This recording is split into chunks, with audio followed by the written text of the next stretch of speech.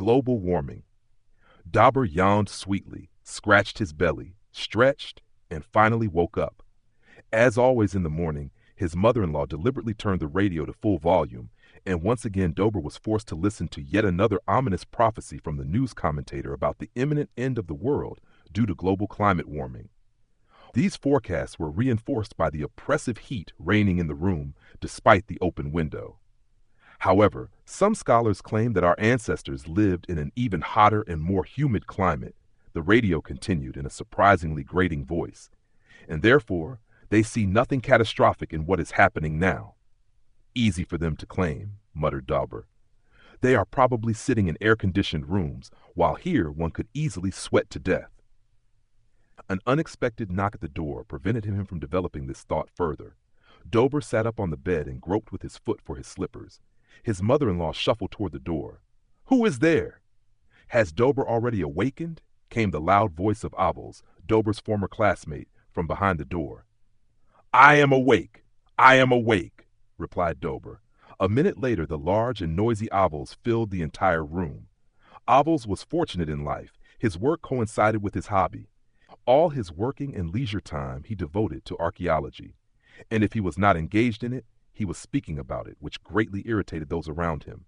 And now, without even greeting anyone, he seized Dauber by the shoulder and shouted into his ear, "I am a genius.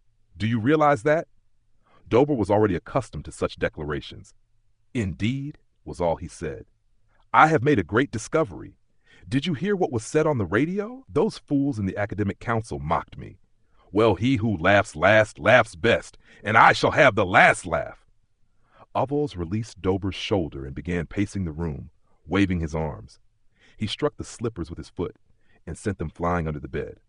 "Apologies," he muttered in passing, and immediately overturned a chair. "Get dressed," he ordered. "You will be the first to witness the light of truth." Dauber obediently reached for his trousers. From bitter experience, he already knew that arguing with Abels was useless. He would insist on his own way regardless. "Again to your caves? Shall I take a pickaxe?" Truth be told, he had no desire, in such oppressive heat, to trudge far beyond the city to the caves where Abels had discovered a settlement of ancient people several years earlier. During that time, Abels had found a number of intriguing objects and had submitted descriptions and conclusions about the life of the ancients to the academic council. Yet the bureaucrats of the council showed no interest, and the leading scholar Akriu even dared to mock Abels publicly in one of his interviews. Since then, Dauber's friend had developed a fierce hatred of the bespectacled intellectuals of the council. The sun was blazing. The thermometer read 50 degrees in the shade. On the way, the exhausted Dauber began to feel that the heat and Abels had conspired to destroy him. He was forced to carry all the equipment and tools, while the archaeologist encouraged him with yet another tiresome story about his earlier discovery. Abels insisted that he had deciphered the writings of the ancients and had managed to read a report of a cosmic expedition to the fourth planet. It was precisely his claim that the ancients had flown into space that prompted Akriu's ridicule. "I even managed to translate the name of the astronaut," the archaeologist exclaimed indignantly. "He was called Ray Bradbury." This name meant nothing to Dauber, but he politely kept silent. Any remark would have provoked another lecture from Abels. A burden seemed lifted from his soul when at last they reached the entrance to the caves. "We did not forget the lantern, did we?" Abels interrupted his own tale. "I did not forget," corrected Dauber. "Then go ahead," ordered the archaeologist. The vaults of the tunnel closed almost over their heads, so that at times they had to stoop. The uneven floor gaped with fissures. Over one especially large crack they were forced to cross a makeshift bridge. Beyond the bridge the path forked. "To the left," directed Abels. The corridor ended in a wall where an opening had been made. Its artificial origin was obvious at once. The wall consisted of a material harder than the surrounding rock and was reinforced with an unknown metal. Passing inside, they found themselves in a small chamber filled with objects of the ancients, whose purpose Dauber could not guess. Abels had already arranged the lanterns in the corners and prepared a tablet and pencil. "Today you will help me decipher the writings of the ancients. Unfortunately, they are too fragile for transport, and one cannot drag those pseudo-scholars from the council into the caves. The ancients guarded their secrets carefully. That very astronaut wrote that the texts were specially treated with oxidizers at a temperature of 451 degrees.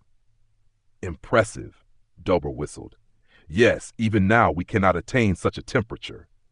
Avos carefully unfolded another artifact with tweezers, and they began their arduous task. The script of the ancients differed from the modern, not only in its symbolic system, but also in its logic.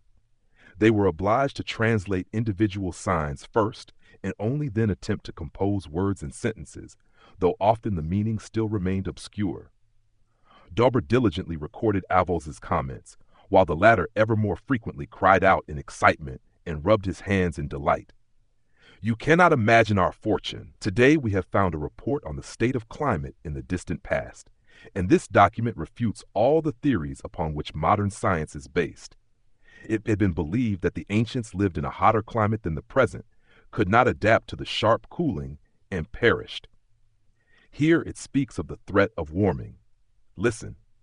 Even now the average annual temperature at our latitude, this is unclear, amounts to 24 degrees. An increase of 1 1/2 to 2 degrees threatens grave problems for society.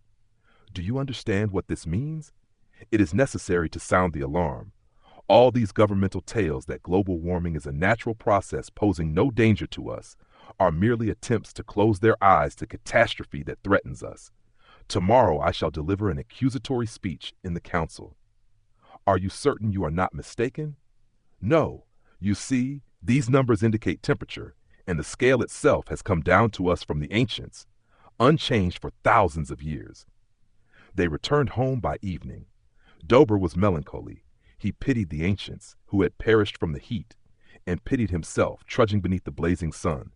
Above the lake of hydrogen drifted clouds of helium vapor, and the thermometer read 60 degrees Kelvin, only 213 degrees below the freezing point of water.